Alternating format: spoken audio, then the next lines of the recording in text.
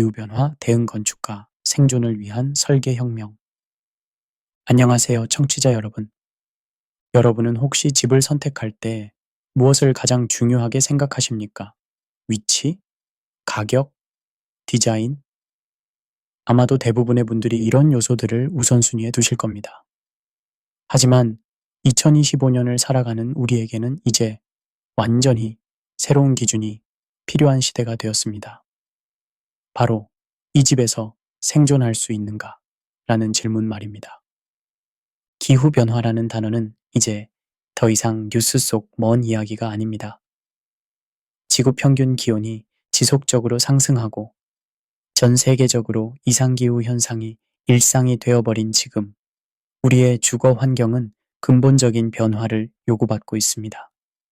해수면 상승으로 인해 기존에 살던 지역을 떠나야 하는 사람들이 늘어나고, 극한의 기온과 자연재해로 인해 전통적인 건축 방식으로는 더 이상 안전을 보장받을 수 없는 상황이 펼쳐지고 있습니다. 이런 현실 속에서 등장한 것이 바로 기후변화 대응 건축가라는 새로운 직업군입니다. 이들은 단순히 아름다운 공간을 만드는 예술가가 아닙니다. 그들은 과학자이자 생존 전략가이며 인류의 미래를 설계하는 혁신가들입니다. 여기서 약간의 냉소적 관점을 덧붙이자면, 우리가 지금까지 추구해온 인스타그램에 올리기 좋은 집이나 불을 과시하는 건축물들이 얼마나 허무한 것이었는지를 깨닫게 되는 시점이 온 것 같습니다. 기후변화는 우리의 가치관마저 완전히 뒤바꿔 놓고 있습니다. 이 오디오북을 통해 우리는 기후변화 대응 건축이 단순한 트렌드가 아닌 인류 생존을 위한 필수적 진화임을 살펴보겠습니다. 그리고 이 분야가 어떻게 우리의 미래를 바꿔나갈 것인지, 또한 이런 변화 속에서 우리 각자가 어떤 준비를 해야 하는지에 대해서도 깊이 있게 탐구해 보겠습니다. 제1장, 기후변화가 우리 삶에 미치는 영향, 숫자로 보는 절망적 현실. 기후변화의 영향을 논할 때 우리는 종종 추상적인 개념들로 이야기하는 경향이 있습니다. 하지만 현실은 훨씬 구체적이고 절실합니다. 과학자들의 연구에 따르면 지구 평균 기온이 1도 상승할 때마다 극한 기온 일수는 2에서 3배 증가합니다. 이는 단순한 수치가 아닙니다. 예를 들어 여러분이 살고 계신 지역에서 연간 35도 이상의 날이 10일이었다면 기온이 1도만 상승해도 이런 날이 20에서 30일로 늘어난다는 뜻입니다. 더욱 심각한 것은 도시열섬 효과입니다. 콘크리트와 아스팔트로 뒤덮인 도시는 자연 지역보다 평균 2에서 5도 더 뜨겁습니다. 서울의 경우 여름철 강남 지역과 북한산 근처의 온도 차이가 무려 10도에 달하는 경우도 있습니다.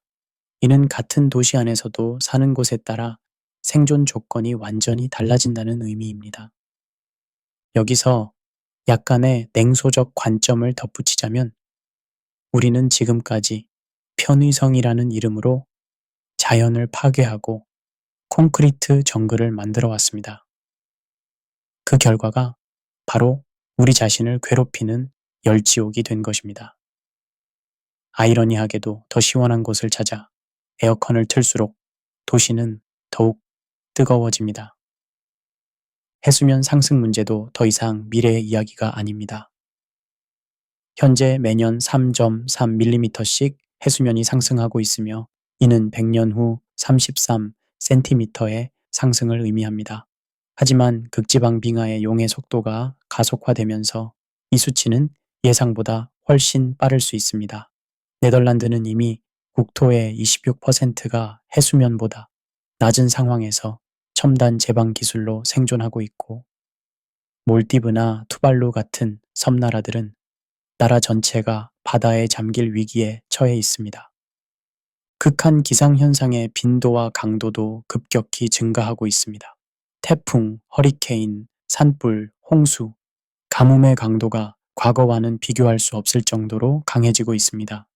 2023년 캐나다 산불로 인해 뉴욕까지 연기가 덮였고 유럽의 폭염으로 인해 수천 명이 사망했습니다.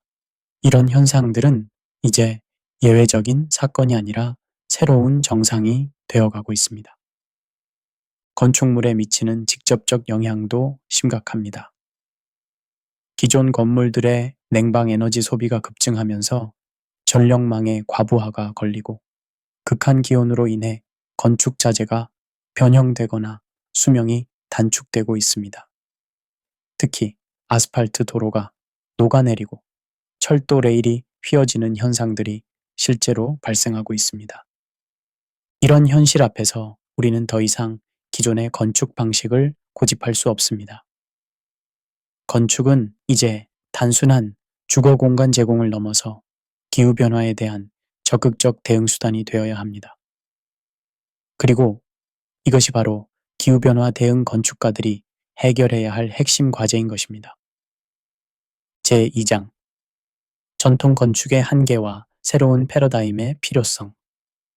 우리가 지금까지 당연하게 여겨온 건축 방식들을 한번 냉정하게 살펴보겠습니다. 20세기 내내 지배적이었던 건축 철학은 기계를 위한 건축이었습니다. 르 코르비지에가 집은 거주를 위한 기계라고 선언했을 때 그는 건축물이 기능적이고 효율적이어야 한다는 모더니즘의 핵심을 표현했습니다. 하지만 이런 접근 방식이 오늘날 우리가 직면한 기후 위기에는 얼마나 부적절한지를 깨달아야 합니다. 전통적인 모더니즘 건축의 특징들을 살펴보면 문제점이 명확해집니다. 먼저 유리 커튼월 시스템입니다. 투명한 유리벽으로 된 고층 빌딩들은 확실히 세련되어 보입니다.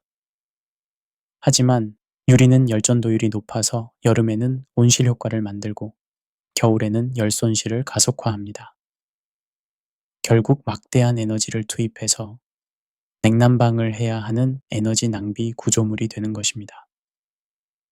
여기서 약간의 냉소적 관점을 덧붙이자면 우리는 지금까지 멋져 보이는 건축에 너무 매몰되어 있었습니다. 유리로 된 마천루들이 도시의 상징이 되고 개발업체들은 이런 건물들을 프리미엄이라고 마케팅해왔습니다. 하지만 실제로는 거주자들이 평생 높은 전기세를 내며 환경을 파괴하는 구조물에 살고 있었던 것입니다. 콘크리트와 철골 구조의 문제점도 심각합니다. 콘크리트 생산 과정에서 발생하는 이산화탄소는 전 세계 탄소 배출량의 약 8%를 차지합니다. 이는 항공업계 전체의 배출량보다도 많은 수치입니다. 철강 산업도 마찬가지로 막대한 탄소를 배출하는 산업입니다. 우리가 견고하고 현대적이라고 생각해온 콘크리트 건물들이 실제로는 지구 온난화의 주범 중 하나였던 것입니다. 획일적인 설계 또한 큰 문제입니다. 전 세계 어디를 가든 비슷한 모양의 아파트 단지와 오피스 빌딩들을 볼 수 있습니다. 이런 표준화된 건축은 대량 생산과 비용 절감이라는 경제적 논리에는 부합했지만 각 지역의 기후와 환경적 특성을 전혀 고려하지 않았습니다. 예를 들어 열대 지역의 습한 기후에 적합한 건축과 사막 지역의 건조한 기후에 적합한 건축이 완전히 달라야 함에도 불구하고 같은 설계를 적용해왔던 것입니다. 자연과의 단절도 심각한 문제입니다. 모던 건축은 자연을 통제하고 차단하는 방향으로 발전해왔습니다. 밀폐된 공간에서 기계적인 환기와 조명으로 쾌적함을 추구해왔지만 이는 막대한 에너지 소비를 전제로 한 것입니다. 더 근본적으로는 인간이 자연의 리듬과 완전히 분리된 삶을 살게 만들었습니다. 이제 우리에게는 완전히 새로운 패러다임이 필요합니다.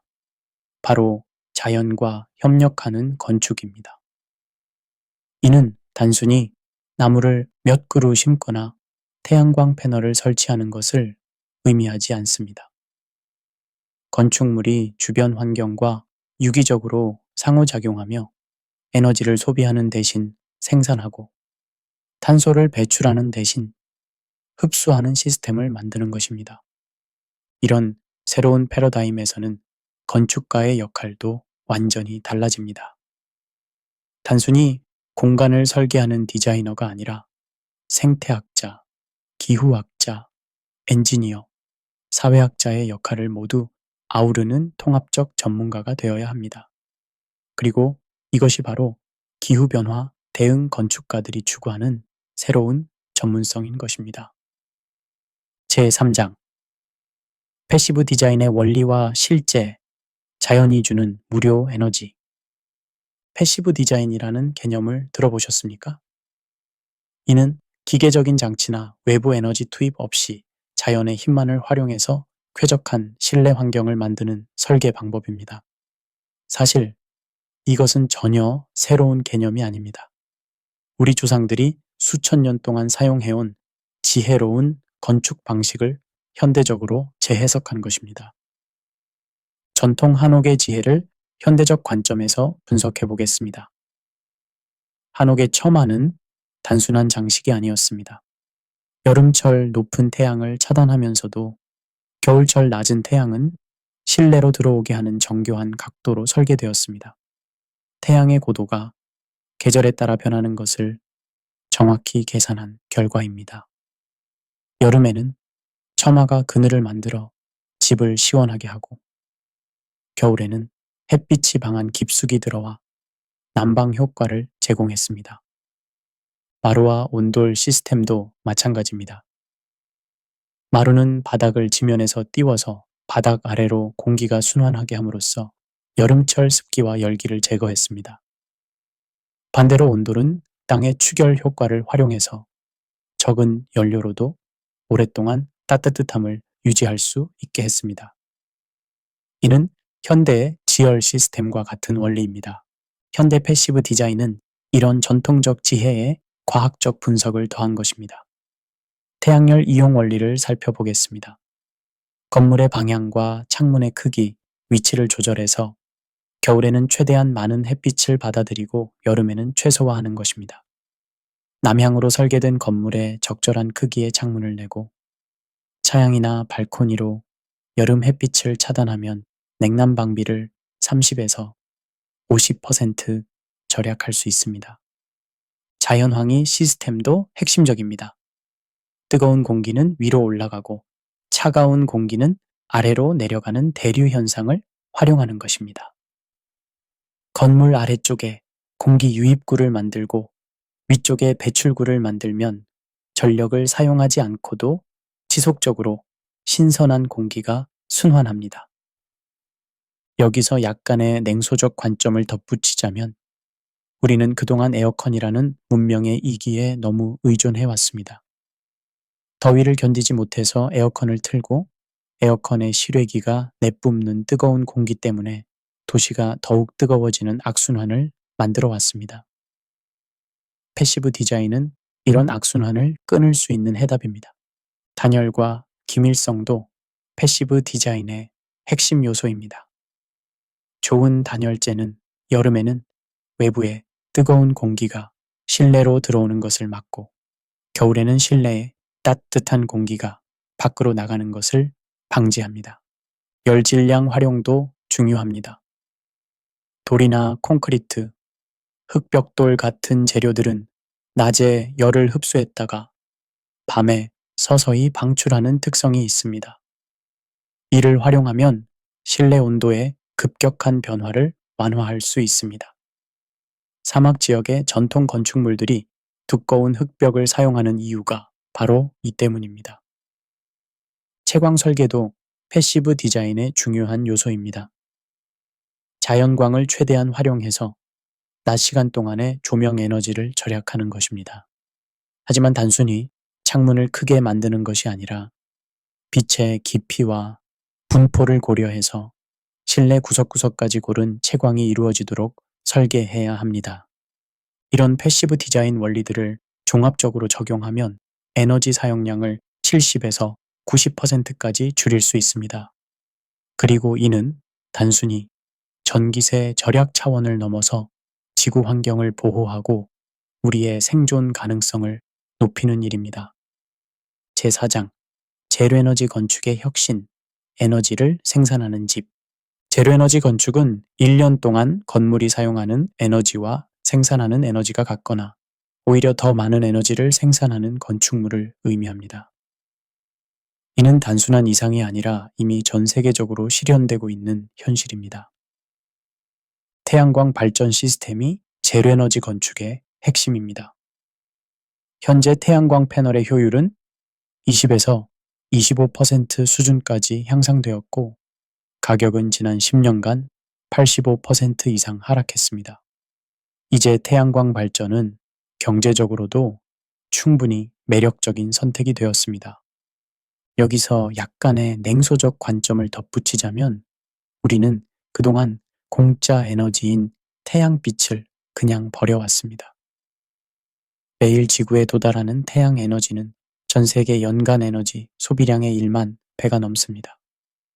하지만 우리는 이 거대한 에너지원을 외면하고 화석 연료를 태우며 환경을 파괴해 왔습니다. 제로에너지 건축은 이런 어리석음을 끝낼 수 있는 해답입니다.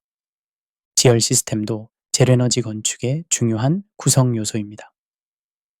지표면 2m 아래의 온도는 연중 12도에서 18도까지 일정합니다. 이 안정적인 온도를 활용하면 여름에는 냉방을, 겨울에는 난방을 매우 효율적으로 할 수 있습니다. 고성능 단열재와 고효율 창호도 필수적입니다.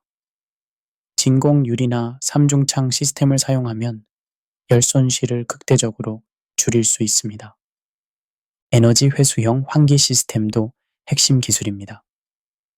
실내에서 배출되는 공기의 열을 회수해서 외부에서 들어오는 신선한 공기를 예열하거나 예냉하는 시스템입니다.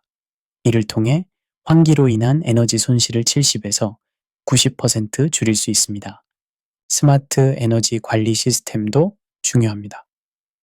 예를 들어 기상 예보 데이터를 활용해서 다음날 날씨에 맞춰 미리 시스템을 조절하거나 거주자의 생활 패턴을 학습해서 불필요한 에너지 사용을 줄일 수 있습니다. 에너지 저장 시스템도 점점 중요해지고 있습니다. 리튬이온 배터리 가격이 급격히 하락하면서 가정용 에너지 저장 시스템이 경제적 타당성을 갖기 시작했습니다. 낮에 생산된 태양광 전력을 저장했다가 밤에 사용하거나 전력 요금이 싼 시간대에 저장했다가 비싼 시간대에 사용할 수 있습니다. 실제 사례를 살펴보겠습니다. 독일 프라이부르크의 솔라시티 단지는 59세대가 거주하는 공동주택으로 연간 에너지 생산량이 소비량보다 4배 많은 플러스 에너지 건물입니다. 덴마크 코펜하겐의 바이오하우스는 자체 생산 에너지로 100% 자급자족하며 여분의 에너지를 전력망에 판매하고 있습니다. 제로에너지 건축의 경제적 효과도 무시할 수 없습니다.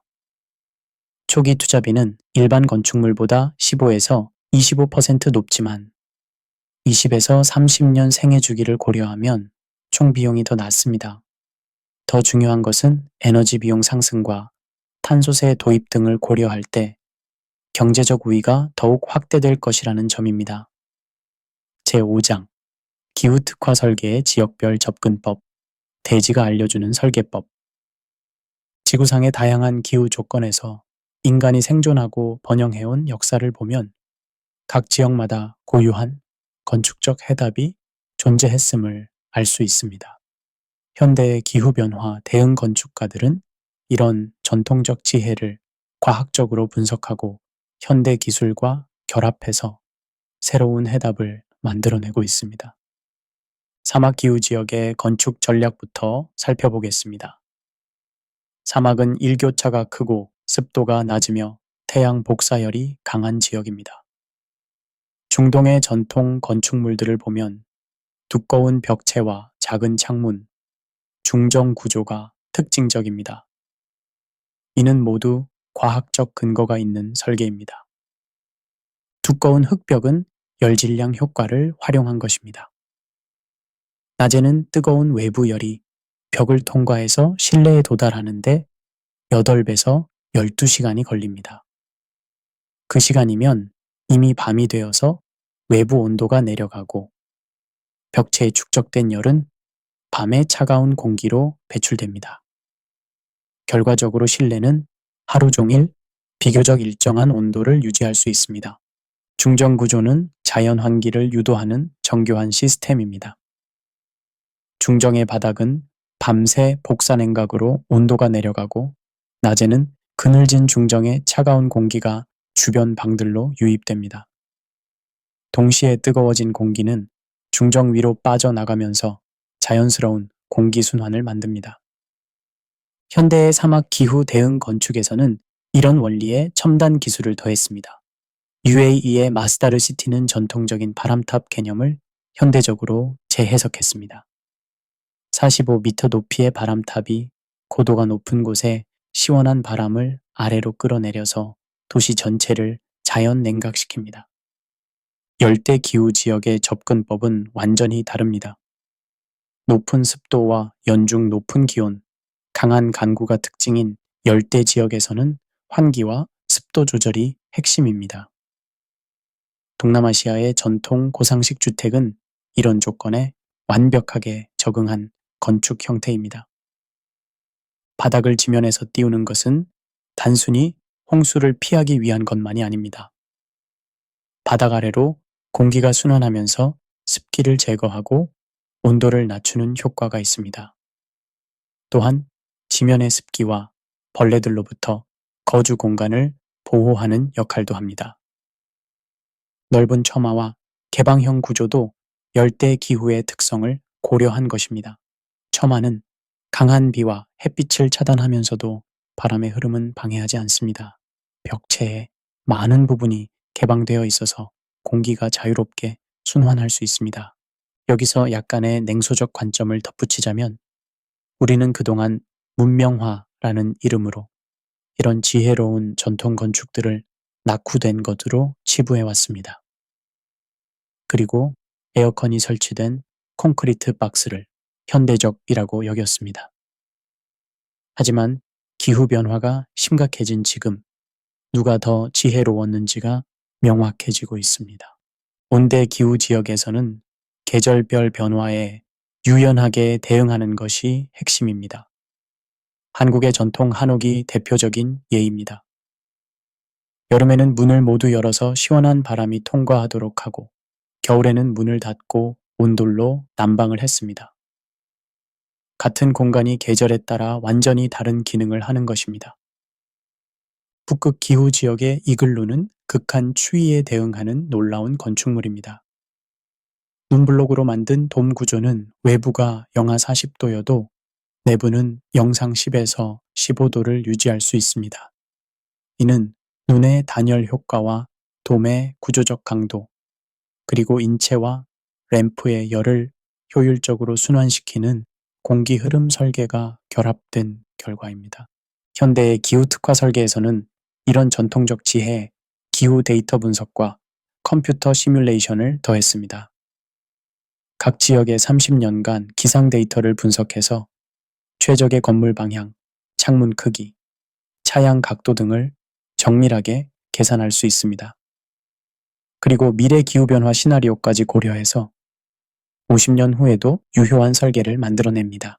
제6장 재난보건주택의 과학, 자연재해를 버텨내는 설계. 기후변화로 인해 자연재해의 강도와 빈도가 급격히 증가하고 있는 현실에서 건축물의 재난 대응 능력은 선택이 아닌 필수가 되었습니다. 재난보건주택은 지진, 홍수, 태풍, 산불, 폭설 등 다양한 자연재해에도 거주자의 생명을 보호하고 기본적인 생활을 유지할 수 있도록 설계된 건축물입니다. 지진 대응 기술부터 살펴보겠습니다. 일본은 수많은 지진을 겪으면서 세계 최고 수준의 내진 기술을 개발했습니다. 면진 시스템은 건물과 집안 사이에 특수한 장치를 설치해서 지진의 충격을 흡수하는 기술입니다. 납고무 베어링이나 마찰 댐퍼 등을 사용해서 지진 에너지의 50에서 80%를 흡수할 수 있습니다. 제진 시스템은 건물 자체에 진동을 제어하는 장치를 설치하는 방법입니다. TMD, Tuned Mass Damper는 건물 최상층에 거대한 추를 설치해서 건물의 진동과 반대 방향으로 움직이게 함으로써 진동을 상쇄시킵니다. 대만의 타이베이 101 빌딩에 설치된 660톤 무게의 TMD가 대표적인 예입니다. 홍수 대응 설계도 점점 중요해지고 있습니다. 해수면 상승과 극한 강구로 인해 홍수 위험이 증가하고 있기 때문입니다. 네덜란드의 수상주택은 홍수에 대응하는 혁신적인 해답입니다. 주택이 물 위에 떠 있다가 홍수가 발생하면 수위에 따라 자동으로 상승합니다. 방글라데시의 부유식 학교는 또 다른 접근법을 보여줍니다. 몬순 기간 동안 물 위에 떠 있는 학교가 홍수가 끝나면 다시 지상으로 내려와서 정상 운영됩니다. 이는 홍수가 일상적인 지역에서 교육의 연속성을 보장하는 동시에 안전을 확보하는 설계입니다. 여기서 약간의 냉소적 관점을 덧붙이자면 우리는 그동안 자연재해를 예외적인 사건으로 여기고 대비를 소홀히 해왔습니다. 설마 우리 동네에서 그런 일이 일어날까? 라는 안일한 생각으로 값싼 건축물에 거주해왔습니다. 하지만 기후변화는 예외를 일상으로 만들고 있습니다. 태풍과 강풍 대응도 중요한 설계 요소입니다. 돔 구조나 유선형 설계는 바람의 저항을 최소화할 수 있습니다. 또한 창문과 문이 내풍압 설계, 지붕의 결속 방법 등도 중요합니다. 허리케인이 빈번한 플로리다 지역에서는 시속 250km의 바람에도 견딜 수 있는 주택들이 개발되고 있습니다. 산불 대응 설계는 특히 캘리포니아나 호주 같은 산불 위험 지역에서 중요합니다. 불연성 외장자의 사용, 방화지대 확보, 스프링클러 시스템 설치 등이 기본이고 더 나아가서는 집 자체가 화재 대피소 역할을 할 수 있도록 설계하기도 합니다. 자립형 시설도 재난보건 주택의 핵심 요소입니다.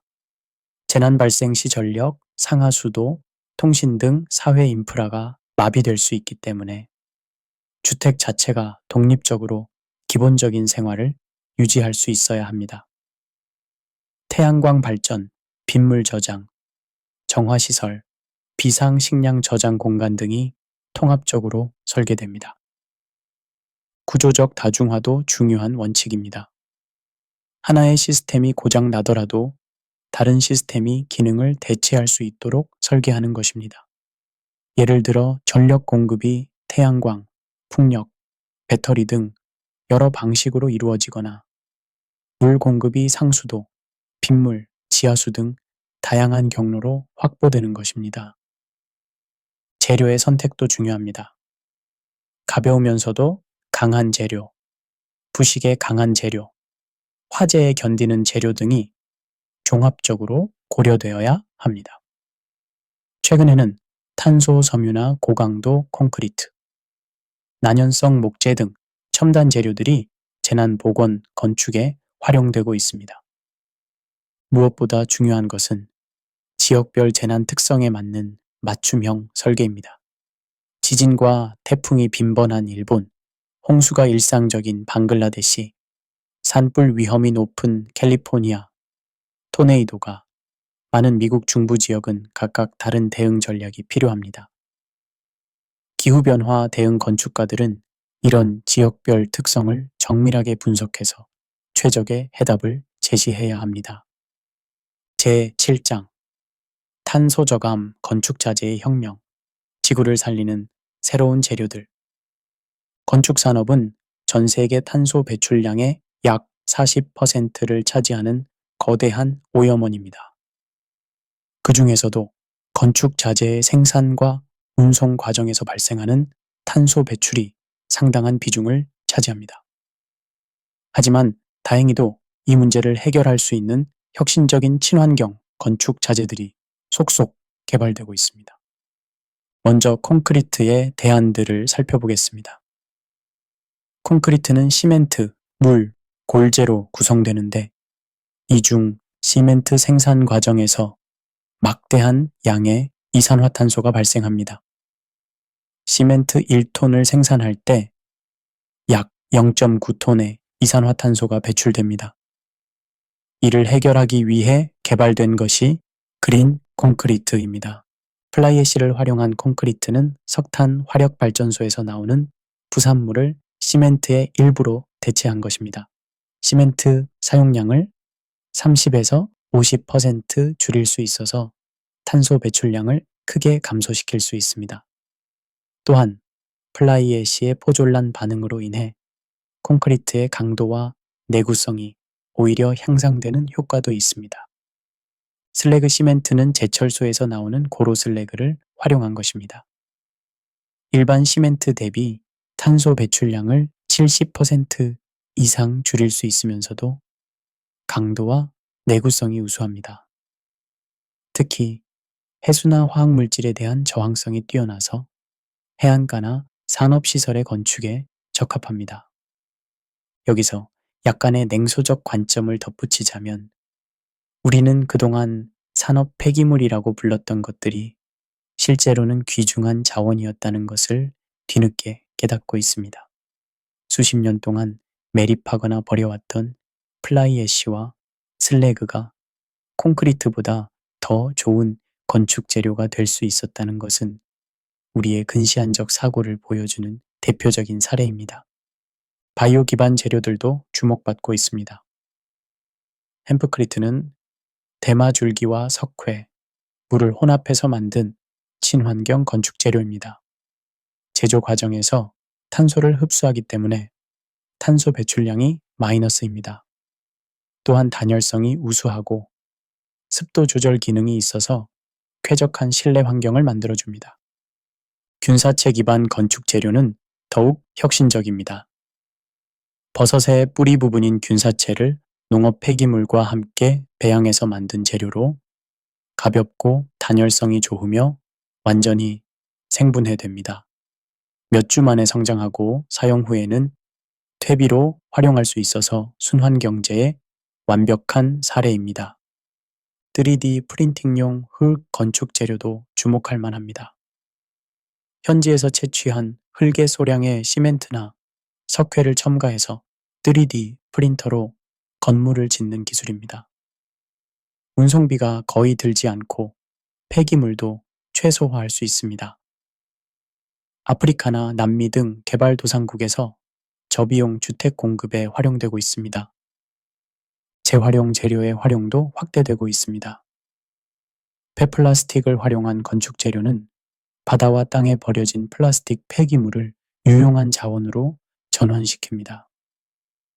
폐플라스틱 블록은 기존 벽돌보다 가볍고 단열성이 우수하며 플라스틱의 내구성으로 인해 수십 년간 사용할 수 있습니다.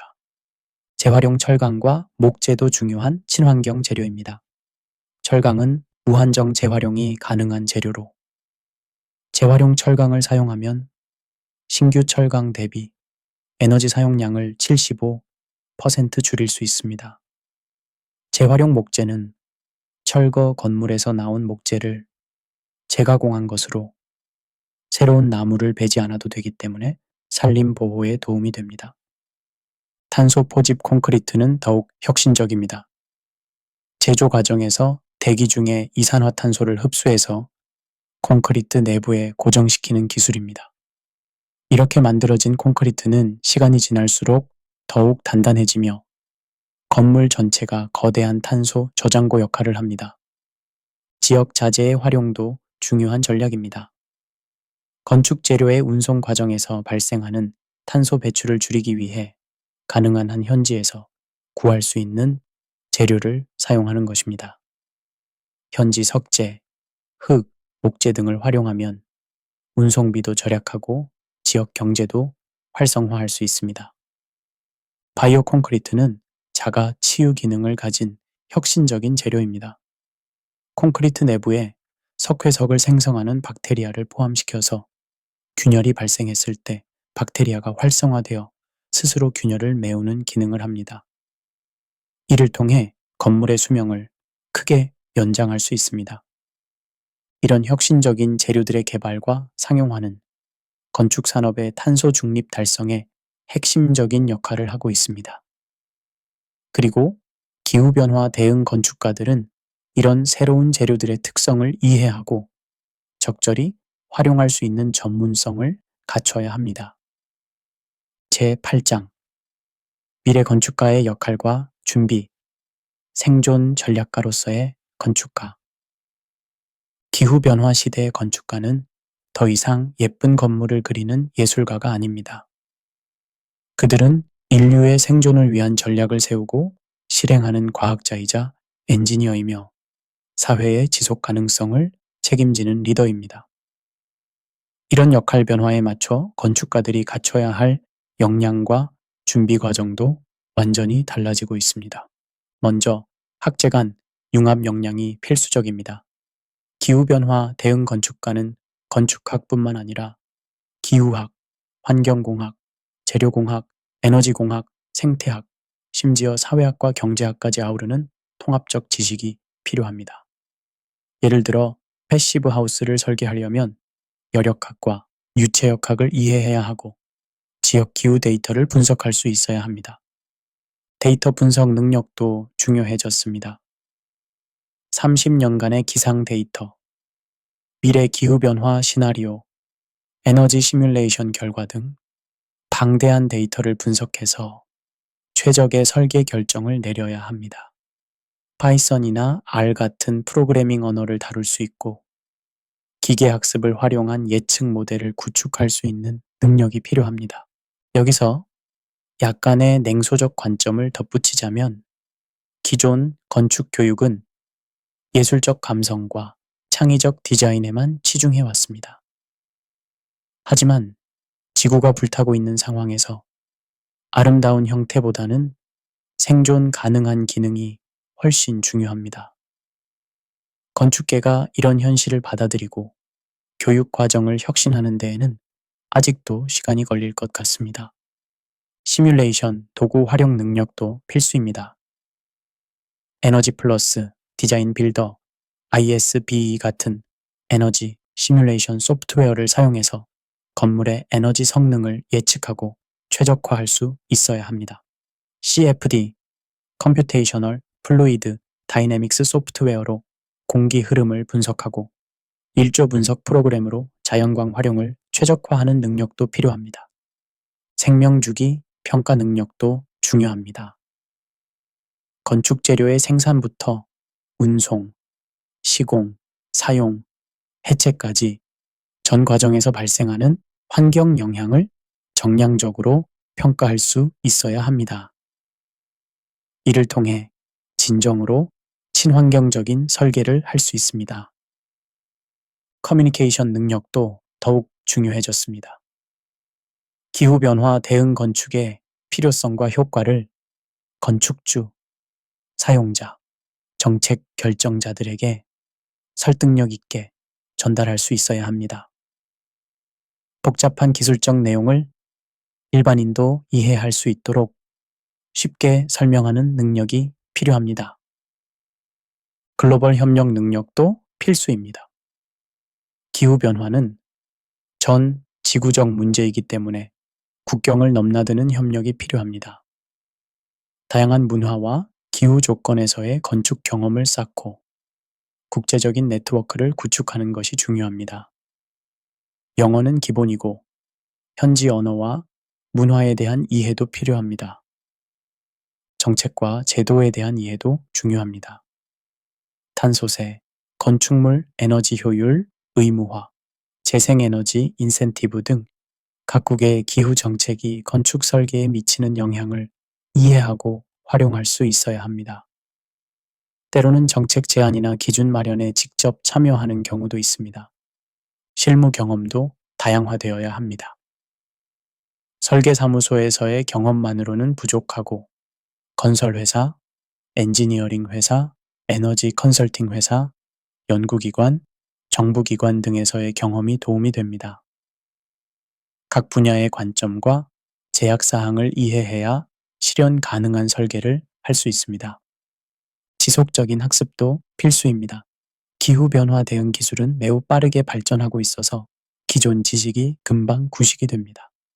최신 연구 논문을 읽고 국제 컨퍼런스에 참석하고 온라인 교육 과정을 수강하는 등 평생 학습 체계를 구축해야 합니다. 창업 정신도 중요합니다. 기존 건축업계의 관행과 제도로는 해결할 수 없는 문제들이 많기 때문에 새로운 비즈니스 모델이나 기술을 직접 개발해야 하는 경우가 있습니다. 스타트업을 창업하거나 기존 회사에서 혁신 프로젝트를 주도하는 역할을 할 수 있어야 합니다. 무엇보다 사명감과 도덕적 책임감이 필요합니다. 기후변화 대응 건축가는 단순히 돈을 벌기 위한 직업이 아니라 인류와 지구의 미래를 책임지는 사명을 가진 직업입니다. 이런 사명감이 있어야 어려운 상황에서도 포기하지 않고 최선의 해답을 찾을 수 있습니다. 제9장 기술과 인간성의 조화, 디지털 시대의 생태적 건축 21세기의 기후변화 대응 건축은 첨단 기술과 전통적 지혜, 인공지능과 자연의 힘이 조화롭게 결합되는 영역입니다. 하지만 기술 발전이 인간성을 잃어버리는 결과를 낳아서는 안 됩니다. 진정한 지속 가능한 건축은 환경을 보호하면서도 인간의 삶의 질을 향상시키는 것이어야 합니다. 스마트 빌딩 기술의 발전을 살펴보겠습니다. IoT 센서들이 실시간으로 온도, 습도, 조도, 공기질, 에너지 사용량 등을 모니터링하고 AI가 이 데이터를 분석해서 건물 시스템을 최적화합니다. 거주자가 집에 들어오기 전에 미리 적정 온도로 맞춰놓고 외출하면 자동으로 절전 모드로 전환됩니다. 날씨 예보를 보고 내일 비가 올 예정이면 오늘 밤에 미리 빗물 저장 탱크를 비워놓습니다. 하지만 여기서 중요한 것은 기술이 인간을 지배하는 것이 아니라 인간을 도와주는 역할을 해야 한다는 점입니다. 스마트 기술은 거주자의 생활 패턴을 학습해서 개인 맞춤형 서비스를 제공해야 하고 언제든지 수동으로 조절할 수 있는 옵션을 제공해야 합니다. 여기서 약간의 냉소적 관점을 덧붙이자면 우리는 종종 스마트라는 단어에 현혹되어서 정말 필요한 기능인지 충분히 검토하지 않고 무분별하게 기술을 도입하는 경향이 있습니다. 진정한 스마트는 복잡한 기술을 많이 집어넣는 것이 아니라 간단하고 효과적인 해결책을 찾는 것입니다.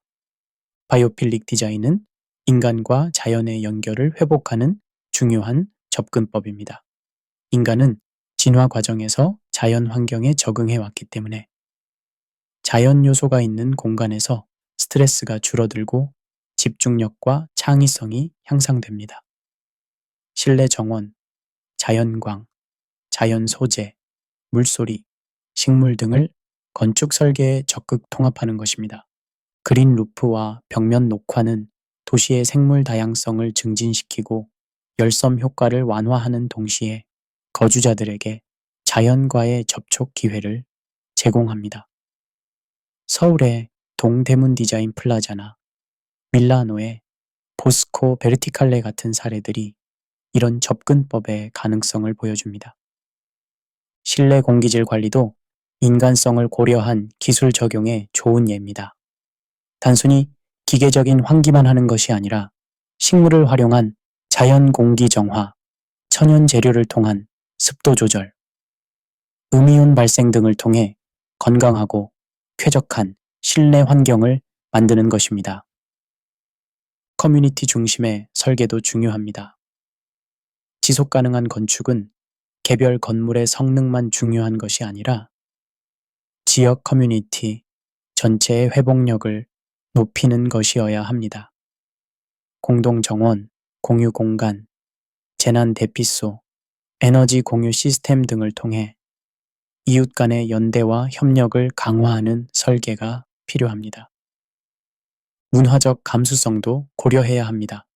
기후변화 대응 기술을 전 세계적으로 확산시킬 때 각 지역의 문화와 전통을 존중하고 통합하는 접근법이 필요합니다.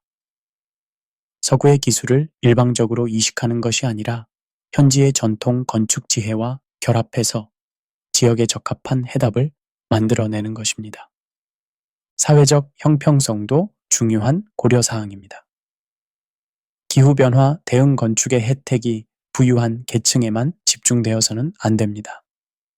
저소득층도 접근할 수 있는 적정 기술 개발, 사회주택에서의 친환경 기술 적용, 개발도상국에서의 기술 이전 등을 통해 기후 정의를 실현해야 합니다.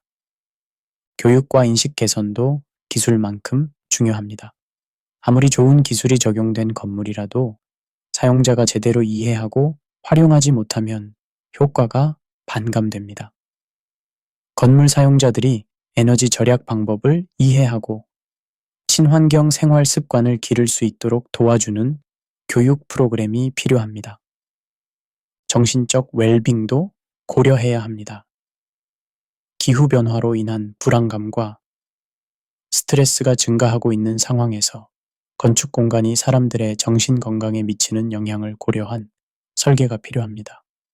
명상 공간, 조용한 휴식 공간, 자연 조망이 가능한 공간 등을 통해 마음의 평화를 찾을 수 있도록 도와주는 것입니다. 미래의 기후변화 대응 건축은 이처럼 첨단 기술과 인간적 가치가 조화롭게 결합된 모습이어야 합니다. 기술이 목적이 되는 것이 아니라 인간의 행복과 지구의 지속 가능성이라는 목적을 달성하기 위한 수단이 되어야 합니다. 결론. 희망적 미래를 향한 건축의 사명. 기후변화라는 인류 최대의 위기 앞에서 우리는 절망할 수도 있고 희망을 품을 수도 있습니다. 선택은 우리에게 달려 있습니다.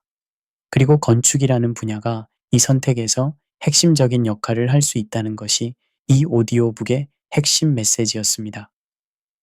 지금까지 우리가 살펴본 내용들을 정리해 보겠습니다.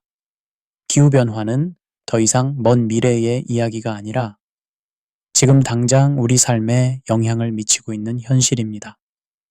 전통적인 건축 방식으로는 이 변화에 대응할 수 없으며 근본적인 패러다임 전환이 필요합니다. 패시브 디자인을 통해 자연의 힘을 활용하고 젤에너지 건축으로 에너지 자립을 이루며 기후 특화 설계로 지역별 특성에 맞는 해답을 찾고 재난보건주택으로 극한 상황에도 대비하고 친환경 건축 재료로 탄소 배출을 줄이는 것이 가능합니다. 그리고 이 모든 것을 실현할 수 있는 새로운 유형의 건축가들이 필요하며 기술과 인간성이 조화된 방향으로 나아가야 합니다. 여기서 약간의 냉소적 관점을 덧붙이자면 우리는 지금까지 경제성장이라는 이름으로 환경을 파괴해 왔습니다. 하지만 이제는 환경을 보호하는 것이 오히려 더 큰 경제적 가치를 창출한다는 것을 깨닫고 있습니다. 아이러니하게도 위기가 기회를 만들어낸 것입니다. 하지만 이런 변화가 저절로 일어나지는 않을 것입니다. 우리 모두의 의식적인 노력과 선택이 필요합니다. 건축가들은 새로운 역량을 갖추기 위해 노력해야 하고 건축주들은 단순한 경제성을 넘어서 지속 가능성을 고려해야 하며 정책 결정자들은 미래 세대를 위한 현명한 규제와 인센티브를 만들어야 합니다. 무엇보다 중요한 것은 희망을 잃지 않는 것입니다. 인류는 지금까지 수많은 위기를 슬기롭게 극복해 왔습니다. 창의성과 협력, 그리고 불굴의 의지로 불가능해 보였던 일들을 가능하게 만들어 왔습니다. 기후변화 위기도 마찬가지입니다. 우리에게는 이를 극복할 수 있는 지혜와 기술이 있습니다. 건축이라는 분야가 단순히 개인의 주거 공간을 제공하는 것을 넘어서 인류 전체의 생존과 번영을 위한 해답을 제시할 수 있다는 것은 얼마나 희망적인 일입니까? 기후변화 대응 건축가들은 단순한 전문직이 아니라 지구와 인류의 미래를 설계하는 사명을 가진 사람들입니다. 성경 고린도전서 3장 9절은 이렇게 말합니다. 우리는 하나님의 동역자들이요 너희는 하나님의 밭이요 하나님의 건물이니라. 우리가 짓는 모든 건물, 설계하는 모든 공간이 하나님의 창조 질서와 조화를 이루며 그분이 우리에게 맡기신 이 땅을 잘 돌보는 청지기적 사명을 감당하는 것이어야 합니다. 기후변화 대응 건축은 단순한 기술적 도전이 아닙니다. 그것은 우리가 어떤 미래를 선택할 것인가, 어떤 가치를 추구할 것인가의 문제입니다. 편리함보다는 지속 가능성을, 개인의 이익보다는 공동체의 번영을, 현재의 만족보다는 미래 세대의 행복을 선택하는 것입니다. 여러분 한 분 한 분이 이런 선택에 동참해 주시기를 간절히 바랍니다. 건축 분야에 직접 종사하지 않더라도 여러분의 일상에서 할 수 있는 선택들이 있습니다. 에너지 효율적인 주택을 선택하고 친환경 제품을 사용하며 기후변화 대응 정책을 지지하는 것만으로도 큰 의미가 있습니다. 그리고 다음 세대에게 이런 지혜와 사명감을 전해주는 것도 우리의 중요한 역할입니다. 오늘 이 내용을 들으신 여러분이 가족과 친구들에게 그리고 여러분의 자녀들에게 이런 메시지를 전해주신다면 그것이 바로 변화의 시작이 될 것입니다. 긴 시간 동안 함께 해주셔서 진심으로 감사드립니다. 여러분의 소중한 시간을 투자해서 이 내용을 들어주신 것만으로도 기후변화 대응에 한 걸음 다가선 것입니다. 앞으로도 이런 유익한 콘텐츠로 여러분과 함께 하겠습니다. 채널 구독과 좋아요, 그리고 여러분의 소중한 댓글로 많은 응원 부탁드립니다. 함께 만들어가는 지속 가능한 미래에서 다시 뵙겠습니다. 감사합니다.